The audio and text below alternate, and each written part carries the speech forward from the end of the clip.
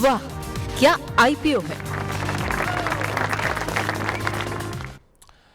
जैन साहब लंबी सूची है, जरा तैयार रहना क्योंकि बहुत सारे आईपीओ खुले हुए हैं जिन पे बात करनी है। पहला है एटलांटा इलेक्ट्रिकल्स। ये आईपीओ आज बंद हो रहा है। अब तक ये आईपीओ करीब करीब 21 गुना सब्सक्राइब हो चुका है। आज आखिरी दिन है, ये थोड़ी देर पहले तक 9.25 गुना था, अब तो 21 गुना हो चुका है। रफली 718 से 754 रुपये इसका प्राइस बैंड है। और जो ये फ्रेश इशू प्लस ओएफएस है, 687 करोड़ रुपए का टोटल इशू साइज है, 400 करोड़ रुपए का फ्रेश इशू है, 287 करोड़ रुपए का ओएफएस है। और यहाँ पर ये आईपीओ बंद आज हो रहा है। जैन साहब कोई व्यू इस पर? सर हमने लिस्टिंग एंड के लिए सब्सक्राइब की सलाह दी है।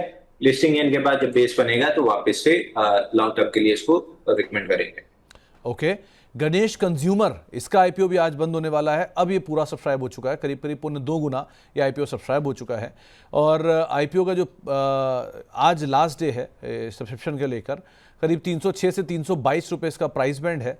और 408 करोड़ रुपए का टोटल आईपीओ है, 130 करोड़ रुपए का फ्रेश इशू है, 278 करोड़ रुपए का ओएफएस है। फ्रेश इशू से ज़्यादा ओएफएस है इसके अंदर। जैन साहब कोई राय आपकी तरफ से? सर ग्रे मार्केट में प्रीमियम दिख रहा है, इसलिए हमने लिस्टिंग गेन के लिए सब्सक्राइब की सलाह दी है। लिस्टिंग के बाद देखेंगे फिर क्या करता है, बट लिस्टिंग में अपना गेन लेके एक बार तो बाहर होना चाहिए। ओके। अब वो आईपीओ जिनका आज दूसरा दिन है, आनंद राठी पे भी जैन साहब की राय सुनी चुके हैं हम। अब आते हैं शेषाशाही के आईपीओ को लेकर। दूसरा दिन ये आईपीओ का है। अब तक आईपीओ सब्सक्राइब हो चुका है करीब करीब 2.5 गुना। और जो आईपीओ का मतलब शुरुआत में थोड़ा 1 गुना था, लेकिन अब 2.5 गुना सब्सक्राइब हो चुका है।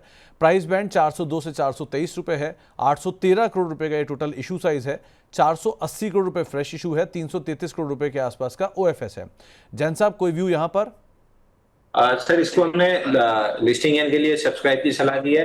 और लिस्टिंग गेन के बाद जब अगर छोटा भी आईपीओ बेस बना तो हम इसको जरूर ट्रेड करेंगे, क्योंकि लॉन्ग टर्म के लिए आज से मेरे को कंपनी बहुत अच्छी लगती है। ओके। जारो इंस्टीट्यूट, ये एजुकेशन बेस्ड इंस्टीट्यूट है। कल हमारे साथ मैनेजमेंट भी मौजूद थी।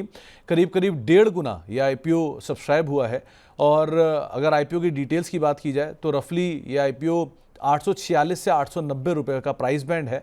फ्रेश इशू प्लस ओएफएस है। 450 करोड़ रुपए का टोटल इशू साइज है। 170 करोड़ रुपए का फ्रेश इशू है और 280 करोड़ रुपए का इसका ओएफएस है। सो जो नंबर्स हैं सो फार कंफर्टेबल हैं। आप कैसे देख रहे हो इसे जैन साहब?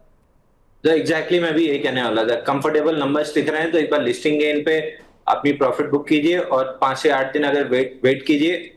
आईपीओ बेस पर ना अगर स्टार्ट होता है तो हम इसको लॉन्ग टर्म की लिस्ट में लेके जाएंगे। सोलर वर्ल्ड का आईपीओ, कल मैनेजमेंट भी हमारे साथ मौजूद थी इनकी। और यहाँ पर भी स्ट्रॉन्ग सब्सक्रिप्शन का नंबर है। ये दूसरा दिन है और करीब करीब 3 गुना ये सब्सक्राइब हो चुका है दूसरे दिन के हिसाब से। जो आंकड़े हैं उसमें 333 से 351 रुपये पर शेयर का प्राइस बैंड है। 490 करोड़ रुपए का टोटल इशू है। 440 करोड़ रुपए का फ्रेश इशू है और 50 करोड़ रुपए का ओएफएस है। यहाँ पर क्या करना चाहिए जैन साहब?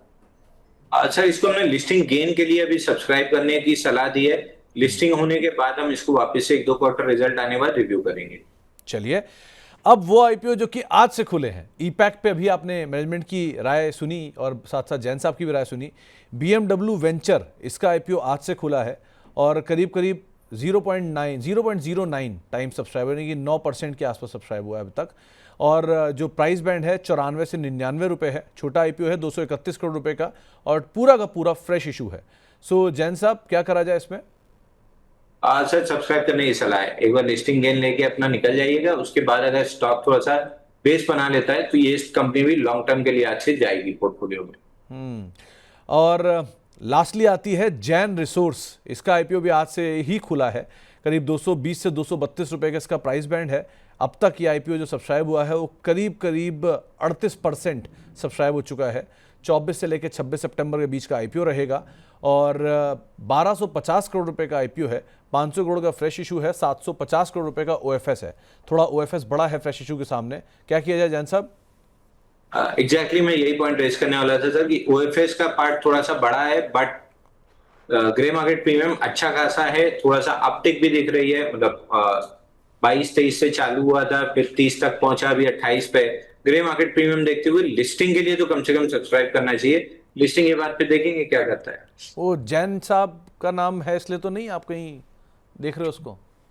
नहीं सर, वो तो भाई बंधु हमेशा ही रहेंगे, बट जहाँ पैसे की बात आती है वहाँ मेरे अलावा सबका पैसा लगा हुआ है, तो वहां पे फिर दिमाग से डिसीजन लिया जाता है। और ग्रे मार्केट प्रीमियम दिख रहा है, इसीलिए मैं लिस्टिंग इनकी सलाह दे रहा हूँ। चलिए, तो ये वो सारे आईपीओ जो कि आज खुले हैं, आज बंद हो रहे हैं, दूसरा दिन है, इन सब पर हमने बातचीत की, आपके सामने राय रखी है। आप उसके हिसाब से रणनीति बना सकते हैं। वहाँ के आईपीओ को समेटते हैं।